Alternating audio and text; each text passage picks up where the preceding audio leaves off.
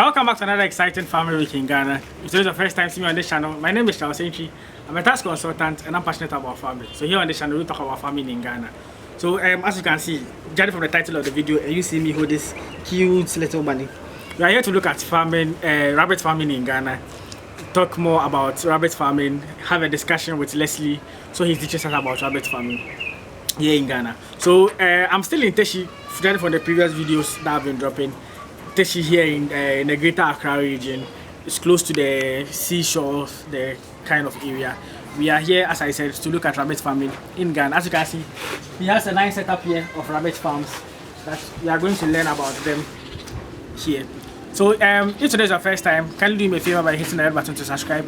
Put your notification on to get regular updates as and when I drop a video. And yeah, please drop your comments in the comment section. Let me know what you think of the video. Interact. Let's know your feedback on the videos that you will keep dropping as well. So yeah, join us to get into the video. But please take your time. Like, you just look at how cute this bunny is and just drop a like. You just like. If you won't subscribe is important, but you just for the meantime like the video for me before we start. So yeah, we are going to have a discussion with Lesley to find out how he started, how he went about his whole rabbit farming business, and how best you can also go about it. So yeah, join me as we get into the video. We don't see hi. Tell them to subscribe. Please subscribe. Yeah, so yeah, just as we get into the video to start our discussion with Lesley on how best or how he began his whole idea of rabbit farming and how successful he has been so far. So yeah, just as we get into the video. Okay, so I'm here with Lesley. We're here to have a look at the rabbit farm so you guys can get to learn or get to educate us on it. So Lesley, if you can introduce yourself to my viewers, I really appreciate it. So my name is Lesley. I'm an accountant by profession, but I do the farming alongside because you can't just have one stream of income. And then the farming too has been a passion for quite a long time. So we had to at one point in time implement it. So that's what we are doing now. See, most of the accountants are into farming. The secrets I think they have to tell us. So, every accountant has like a farm one way or the other. But anyway, that was just in the past. So as you said, the farming has been there for some time now. Yeah. When did it actually begin for you? Okay, so I was into it one time and then stopped. So I started way back, I think GHS 2, that was when we were doing some petty farming, Okay. We liked animals from a long time. So I started farming in GHS 2. What farm was it? The same rabbit farm. Okay. From GHS 2, I did it all through SHS. So in SHS, my nickname was Adamko. Because I took rabbits to school sometime and they were like, hey Charlie. So my nickname was Adamko all throughout. But then somewhere level 200 university, I couldn't continue because it's a business. So you have to be making money from it. The money wasn't coming. So I just weighed the costs and benefits and then I put a stop to it for that time. Then 4 months ago, I resumed again. That's after visiting someone's farm. I actually went motivated you to. I actually went there to assist them. They wanted to stop farming. Like they wanted to stop their rabbit farming as well. Like so they called me to help them get buyers. So I went there to weigh the rabbits and arrange buyers. And then they were like, they have A, B, and C problems. They feel like I can help them solve their problems. So if I can help them with their problems, then they are not quitting the farming. So they are still doing it because of me. No, you stopped yours. Yeah, I stopped mine. So out of that, I just decided to buy some 3 rabbits and then. So you bought from their end? Yeah, I bought from them and I started. Okay. So I want to know the interest in farming. For example, you began how did that come? Because as a kid when you are growing up, always you have big dreams. Yeah. Farming isn't like part of those options at all. Oh, I want to be a bank manager and all this. Yeah. As for the big dreams, they were there, but I've kind of had this love for animals all through childhood because we had dogs when we were growing up. And then around that GSS time, I came across this agric textbook. So if someone would ask, why rabbits? Okay. I came across this agric textbook, an SHS agric textbook, and I started reading. There were so many animals, but when I got to the rabbits page, like I fell in love with the rabbits. So I read that particular chapter over and over and over again. I could recite it, and then with time, I was like, Charlie, I'll start the rabbits. But then at that time we had a lot of dogs at home, like very aggressive dogs then. So when I got the rabbits, I didn't even tell my parents I had bought a rabbit. So I bought 1 rabbit. I kept with a friend, and one day I was there, he told me that my rabbit is dead. I'm like, but you have plenty rabbits and I've given you my own one. How come all your rabbits didn't digest mine? So later on, I think after about 3 months, I went on holidays and then I realized that my cousin was into rabbits, and then I went to buy one when I saw this. So then I brought it home. When we go to the farm, you see there's this building we usually keep polytank there because of the dogs. That's where you used to keep the my rabbit farm was. Why dogs and rabbits they don't click? They don't really click, and then if the cage isn't strong enough, they can just destroy. And then kill. So I kept it there later on, and I started gradually. Sure. So how much would you say you started your rabbit farm with? The recent one, I got 3 rabbits. That was 60 cedis for one, so like 180. I had a cage here, so if I will price the cage, let's say that cage is like 100 cedis. So let's say 280, give and take. So like at least 300 cedis. Yeah, 300 cedis should be able to do something small. Yeah. Okay. And how has the business been? For now, I'm not doing aggressive selling yet because I'm trying to get a low capacity. Because if you want to enter into business, you need plans, and then my plans are that I'll be able to supply restaurants, maybe hotels, supermarkets. So I'm just trying to build stock now.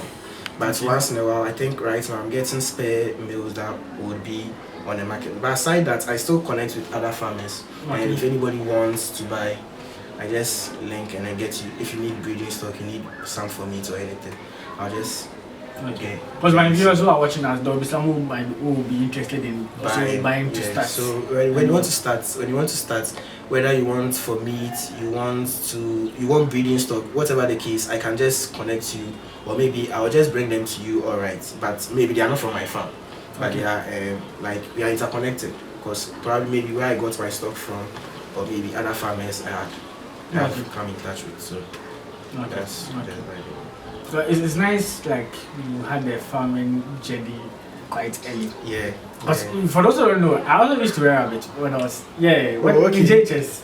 In GHS. Growing up, a lot of people were into it. I also had one. Mine was a male, so people used to bring theirs for me to cross. They'll give me some of the bunnies. Exactly. Yeah. So, but then I didn't used to take it that much. See, I used to do it with a friend. He also had his own cage. I had the interest from him. Then I used to buy. He also helped me with some few setup and stuff that we used to do. But later, you just drop it. Yeah, you have to just focus on schooling and stuff. That's nice. So, would you say like, for now, is rabbit business in Ghana that lucrative? Yes, it's lucrative. So, as I was saying, even back then, 2011, 2012, thereabouts, the farmers used to come around so. Usually when you want to do it and make money, you have to increase the quantity. So the demand is huge, but the supply isn't huge. Okay. So the farmers, when they get a supply contract, for instance, you get a supply contract with a restaurant or a hotel to supply 50 rabbits a week. And in order to be able to supply 50 rabbits a week, you should have 50 females and you should be producing 200 rabbits a month. Wow. So it's a contract. If you're not able to meet the demand, so they come around. Those times they used to come around, get few heavy, because you have to get 2 kg rabbits, so they get a few heavy ones, add up to their stock, and they used to struggle a lot to get the stock to meet up the 50, minimum order of 50. They weren't. So if you want to enter into it, you have to be able to meet those demands and then get a few feeder farms to support you. In case you don't have enough, so it is. Other than that, you just be doing maybe your regular customers who buy, maybe they buy 2, they buy 3, like how they buy chicken.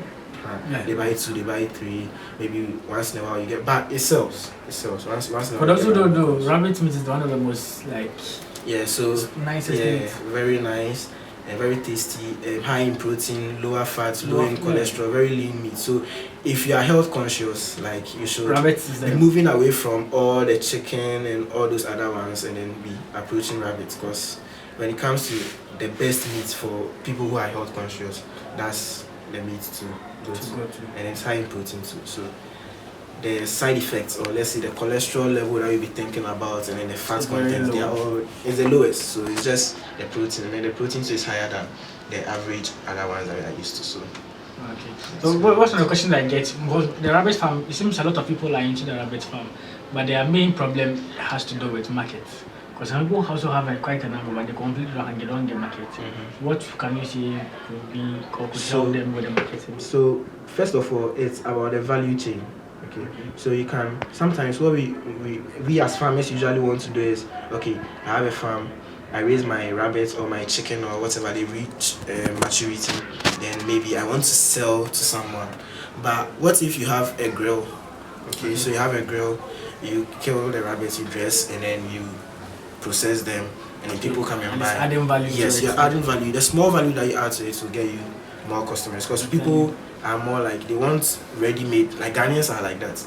They want ready-made. So if the person sees rabbit grill, rabbit kebab, rabbit anything that's processed and it's ready and it's looking attractive to the person, they would want to buy rather than maybe live rabbits or dressed rabbits. They are not thinking, okay, let me just buy my chicken. Yeah. So it's about one, if you can add value, like you can do a grill, something small on the side. You could, before you realize, you are getting maybe wedding to sell and then all those things. So it's about adding value. We should think more into value addition, and then with time we can look at so they can also look at the restaurants and then the supermarkets as well. But that one, once you get into that contract, you have to beef up your stock so that you're able to meet supply demand. Yeah. Okay. So with this question, would you call yourself like a farmer? Yes.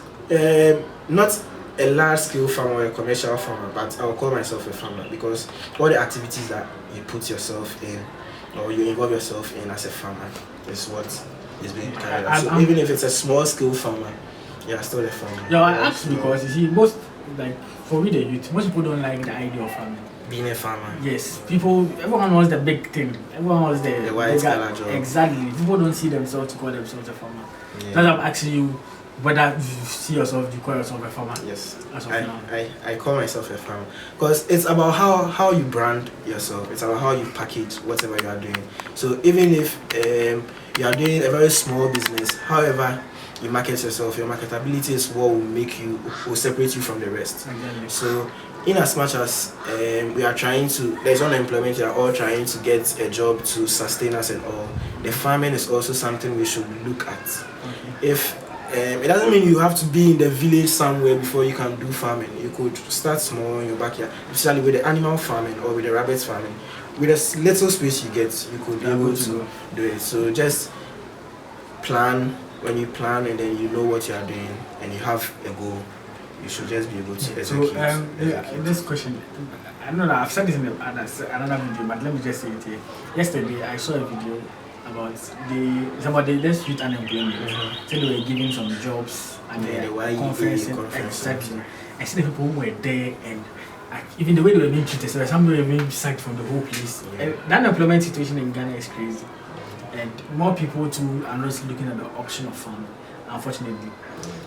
What would you say would be your advice to the youth, those who don't have something to do? Probably someone who has finished with a degree and still he's not searching for a job and not getting to do. What would be the advice to you? Usually, when you want to enter into any business, we don't ignore the portion of capital. So capital is the usual thing. Yeah. But we have capital you could get from friends. You see that very cheap capital that you could get from friends or maybe family, and then you develop a business out of it. But then you need a passion. You can't just wake up one day and be like, everybody's doing poultry farming, I'm just going to do poultry farming, or everybody's doing rabbits, so I'm also going to do rabbits. But you could be researching into all those farming options, especially the animal farming, because with the crop farming you need a large piece of land, and then you need labor to be clearing the land and all that. But with animal farming, just one person you can be able to manage. So just get your research into it with capital, and then start. With time, you'll be able to. Yeah, but as you said, start began just with something. Yeah, 300 cedis. Now 300 cedis. Even though it's not everyone that can afford like 300 cedis, but at least 300 cedis is something that you can get something from family and friends. Exactly. So you can get something to raise. Okay, sure. So I think we'll end the first part of the video here. Alright. We would subsequently we'll go and have a look at Lesley's rabbit farm, look at what he does. He will share some insights and some education with us on rabbit farming. So you out there who've not begun can also learn. Either you're already into it to teach us something that you probably can use to improve upon your farm as well.